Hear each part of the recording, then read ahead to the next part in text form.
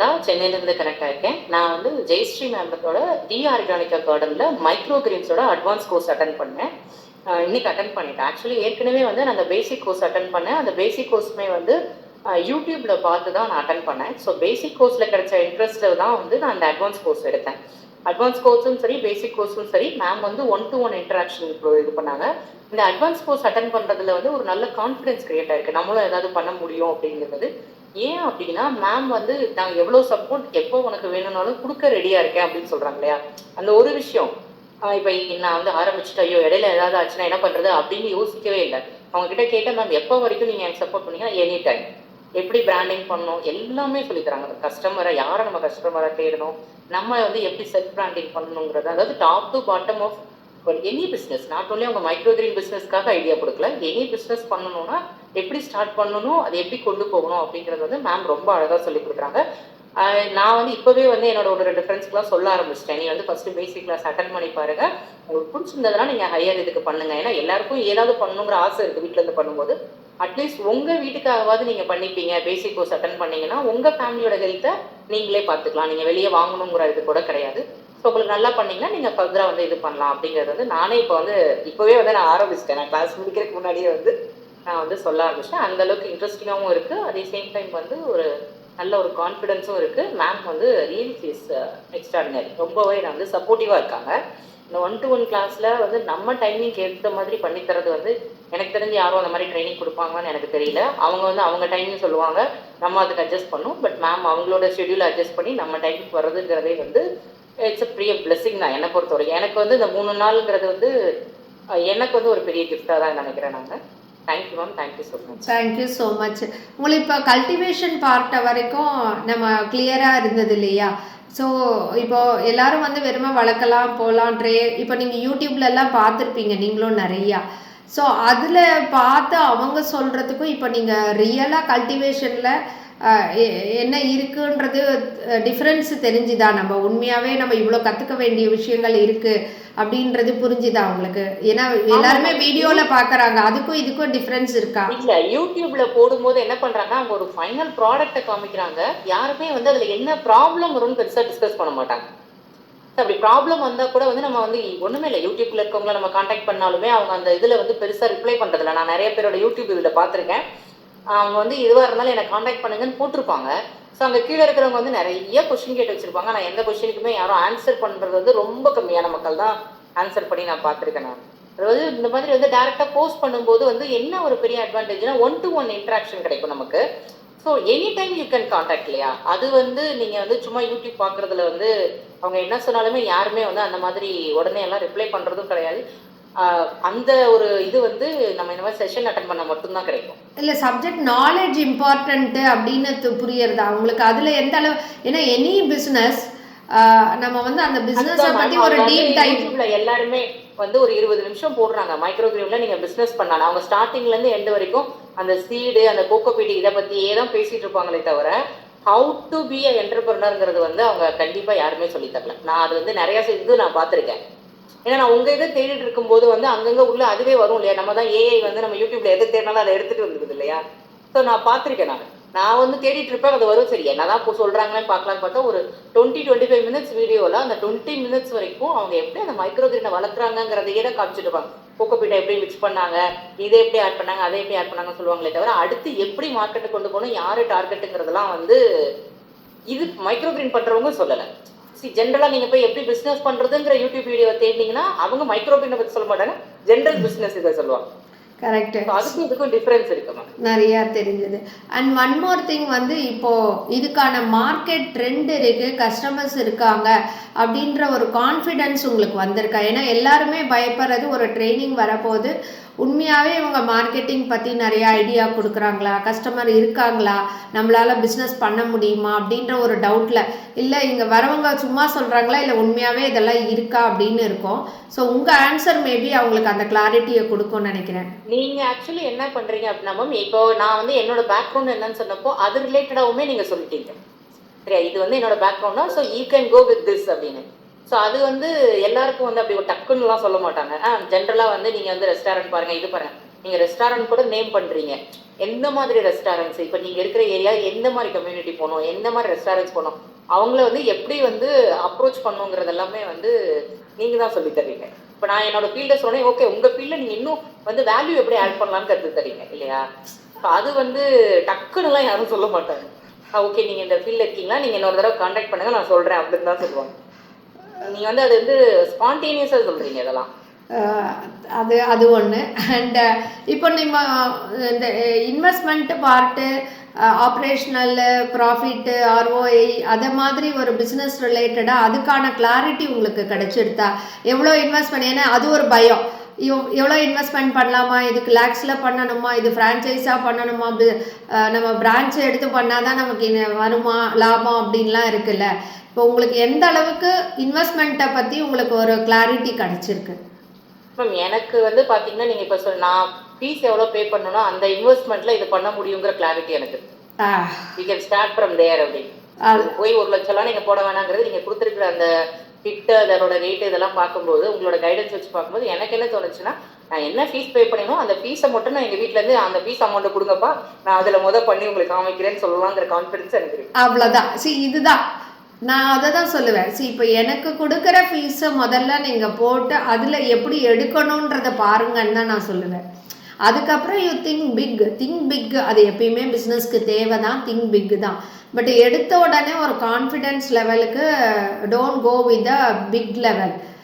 நீங்கள் கற்றுன்ட்டு அதில் இருக்கிற ப்ராஸ் அண்ட் கான்ஸ் என்னன்றதை நீங்கள் எக்ஸ்பீரியன்ஸ் பண்ணுங்கள். பண்ணிவிட்டு டக்குன்னு ஒரு மாதம் பொறுமையாக நம்ம இதை பார்த்துட்டிங்கன்னா உள்ளே இறங்கிடலாம், தைரியமாக உள்ளே இறங்கிடலாம். அந்த மீன் டைமில் என்ன இப்போ நம்ம ஸ்டூடெண்ட்ஸ்லாம் எப்படின்னா இந்த 3rd டே ஈவன் நீங்களே கூட ஆரம்பிக்கலாம், சொல்ல முடியாது. இந்த ஃபஸ்ட்டு ஹார்வெஸ்ட்டே நீங்கள் யாருக்காவது சேல் பண்ணிவிட்டு மேடம் நான் சேல் பண்ணேன் மேடம் அப்படின்னு எனக்கு ஃபோட்டோ பிடிச்சி அனுப்பலாம். ஏன்னா இப்படி தான் எனக்கு நடந்துகிட்ருக்கு. அடுத்த 10 நாளைக்குள்ளே பார்த்தா எல்லா அரேஞ்ச்மெண்ட்ஸும் போட்டுறாங்க.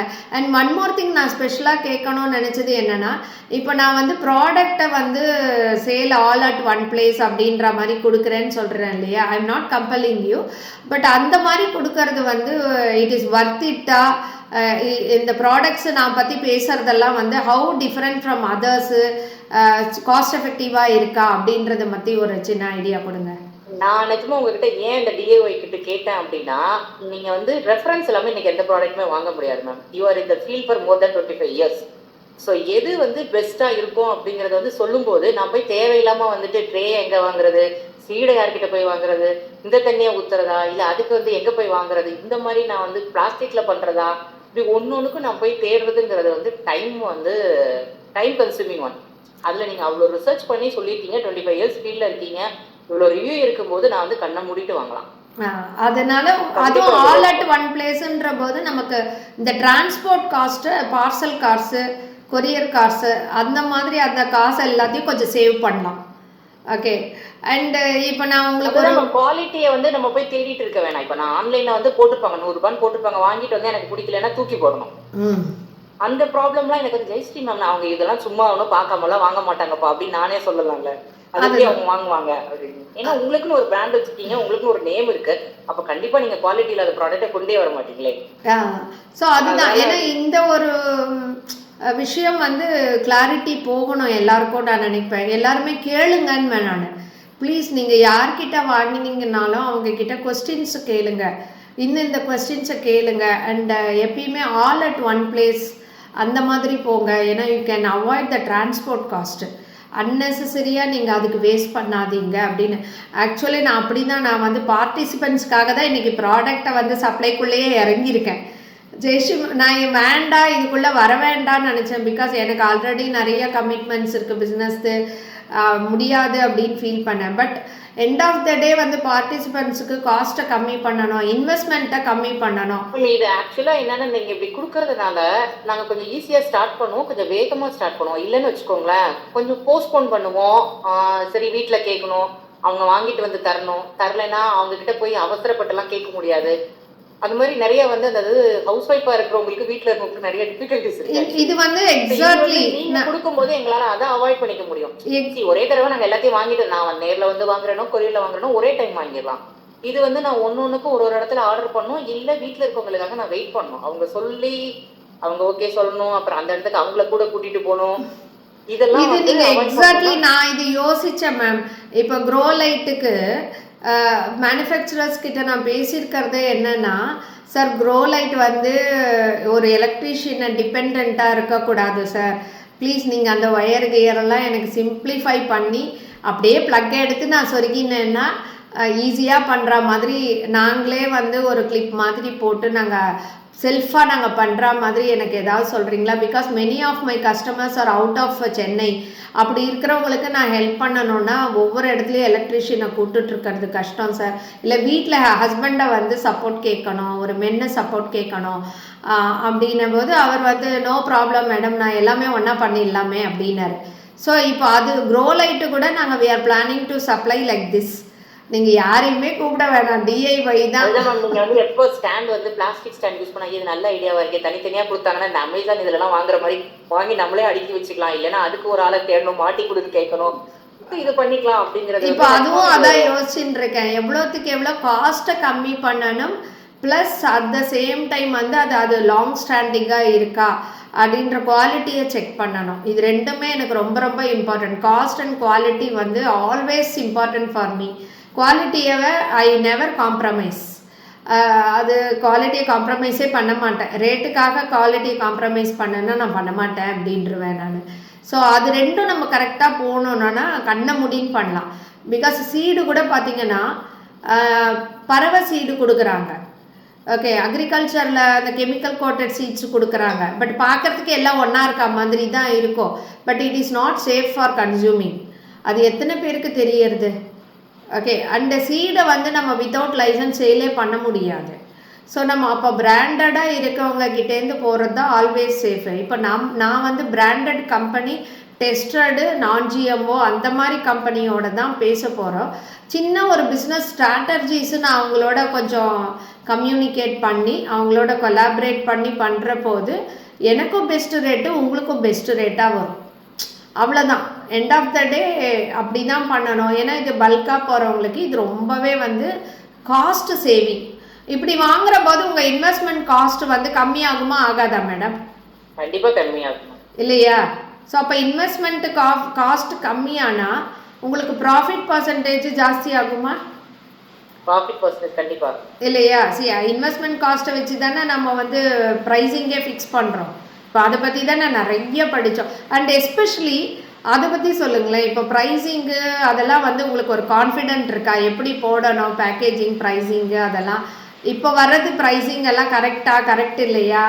அதை விட பெட்டராக பண்ண முடியுமா? அதை பற்றி உங்களுக்கு கிளாரிட்டி கிடச்சிதா? இருக்கு மேம். நீங்கள் சொன்ன மாதிரி வந்து எந்த குரூப் இப்போ நம்ம ஜிம்முக்கு கொடுக்குறோன்னா அதாவது எந்த இடத்துக்கு என்ன ரேட்டுக்கு நம்ம கொடுக்குறோமோ அதுக்கேற்ற மாதிரி பேக்கிங் பண்ணி கொடுத்தோம். அதே மாதிரி வந்து நீங்கள் சொன்ன இன்னொரு ஆப்ஷன் எனக்கு ரொம்ப பிடிச்சிருந்தது வந்து அந்த மல்டி இது வந்து சேர்த்து கொடுங்க, காம்போ பேக்கப் கொடுங்க. ஸோ இப்போ நீங்கள் வீட்டு மட்டும் கொடுக்கணும் அப்படின்னா வீட் கிராஸ் கூட வந்து இப்போ நீங்கள் எது வந்து இன்னொரு ஏதாவது வந்து கொஞ்சம் ஹையாக இருக்குது அப்படின்னா அதை கொஞ்சம் கம்மி பண்ணிக்கோங்க. பட் இது ரெண்டையும் சேர்த்து கொடுக்கும்போது வந்து வேல்யூ அடிஷனும் இருக்கும். அந்த அவங்களுக்கும் வந்து 2 இது கிடச்சிருக்கு இந்த அமௌண்ட்டுக்கு அப்படிங்கிறது இருக்கும். அப்படிங்கிறது வந்து எனக்கு அந்த ஐடியா ரொம்ப பிடிச்சிருந்தது. ஸோ நம்ம எப்படி பேக் பண்ண போகிறோம் அப்படிங்கிறத வந்து முதல்ல நல்லா ப்ராப்பராக, ஏன்னா பேக்கிங் ரொம்ப முக்கியம். எந்த ப்ராடக்டாக இருந்தாலும் நம்ம வாங்கணும்னா முதல்ல பேக்கிங்கை தான் பார்க்குறோம். ஸோ அது வந்து எனக்கு ஒரு கிளியர் ஐடியா கிடைக்கும். ப்ரைஸிங் பற்றியும் கிளியர் ஐடியா கிடச்சிருச்சு, எஸ் மேம். எப்படி ஃபிக்ஸ் பண்ணணுன்றது. Super ma'am. ஆக்சுவலாக உங்களோட இந்த இன்ட்ராக்ஷன் வந்து லாட் ஆஃப் இன்சைட்ஸ் கொடுத்துருக்கோம். நியூவாக வரவங்களுக்கு ஒரு புரிதலை கொடுக்கும். வெதர் இந்த ட்ரைனிங் வந்து இம்பார்ட்டண்ட்டா இல்லையா, ஏன் ட்ரைனிங் கற்றுண்டு நம்ம வந்து பிஸ்னஸ்க்குள்ளே இறங்கணும். And is it worth madam? மெயினாக இந்த ஃபீஸ் கொடுக்குறீங்களா, அது ஒர்த்துன்னு ஃபீல் பண்ணுறீங்களா? ஹாப்பியாக, சாட்டிஸ்ஃபேக்ஷனா? Satisfied ma'am. நான் ரொம்ப ஹாப்பிங்கிறனால தான் நான் வந்து இப்போவே வந்து 2-3 பேருக்கு ரெஃபர் பண்ணேன். அவங்கக்கிட்ட சொன்னேன், நீ இதை பண்ணிப்பாரு, உனக்கே ஃபஸ்ட்டு யூஸ் ஆகும். அப்புறமா வந்து ஏன்னா இப்போ இன்னைக்கு ஹெல்த் இஷ்யூ இல்லாத ஃபேமிலியே கிடையாது சரியா? அவங்களும் ஏதாவது இப்போ ஒரு ஃபஸ்ட்டு திங் நீங்கள் சொன்னீங்கன்னா இந்த நான் ஜிஎம்ஓ, நான் கூட யோசிச்சுட்டு இருந்தேன், இந்த மாதிரி எல்லா வெஜிடபிள்ஸ்க்கும் எல்லா ஃப்ரூட்ஸுக்குமே கிடச்சிச்சுன்னா இந்த மாதிரி இலையாவே சாப்பிட்டுட்டு போயிடலாமே நான் ஜிஎம்ஓ சீடாக இருந்தேன்னா. ஏன்னா நம்ம அடுத்து வர்ற ஜென்ரேஷனுக்காகவாவது வந்து நம்ம இதெல்லாம் பண்ணணும். அதுதான் மேம். சரி, மினிமமாக என்னால் ஒரு பெரிய சொசைட்டியில் பெரிய சேஞ்சஸ்லாம் கொண்டு வர முடியலனாலும் அட்லீஸ்ட் ஒரு 1%, 2% நான் ஒரு குட்டி சேஞ்சஸ் கொண்டு வந்தேன்னா கூட ஐ பி வெரி ஹாப்பி.